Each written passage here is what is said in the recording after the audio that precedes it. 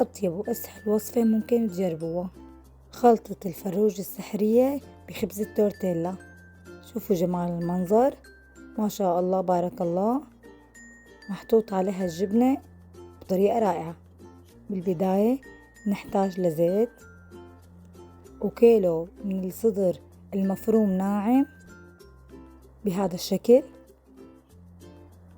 راح نحطه بدون ما نحركه، بس فرغهم مع بعض، وبعدها بنتركهم على النار هادية لحتى يحمر سفلون، وأهم شي بدون تحريك، لأن مجرد ما تحركوا فقرت المي تبعيتهم، طلعت كل الخواص منه.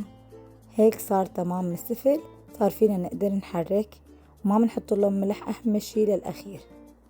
هيك بعد ما صار معانا الشيش جاهز وأخذ لون النظامي، بنحط بقى البهارات، الملح والفلفل، البابريكا أو الفلفل الحمرا الناعمة، ومعلقة بهارات دجاج، ومعلقة بهارات كبسة، ومنحركن كتير منيح.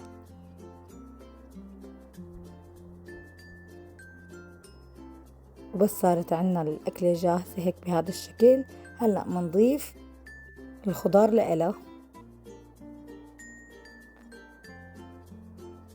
شايفين كيف صارت؟ أول شي بنحط الذرة فينكم معلبة فينكم طازة، أنا حطيت كوب من الذرة وبحركها، وأهم شي يكون على النار هادية. بعدها بنحط الفطر المقطع، أنا كمان بستخدم علب، ما عندي فطر فريش، كمان بنحركه كتير منيح وعلى نار هادية لحتى يستوي ويتجانس مع المكونات.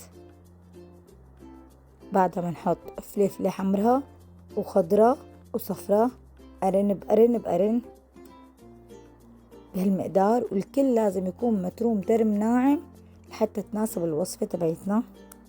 ومنحركها بهذا الشكل، وبس جهزت معانا على الأخير نبلش بصف التورتيلا بقلب الحشوة تبعتنا. بنحط كوب بهذا الشكل مشان نقدر ما يفلت معانا من جميع الجهات. شايفين كيف الطريقة؟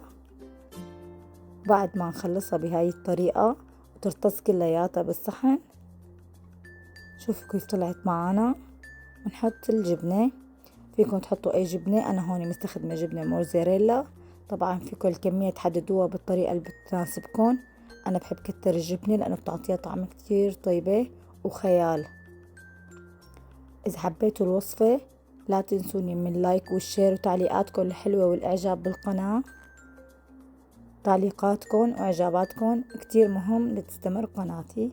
وهيك بعد ما طلعت من الفرن شوفوا ما احلاها، بسم الله ما شاء الله، بتاخد العقل.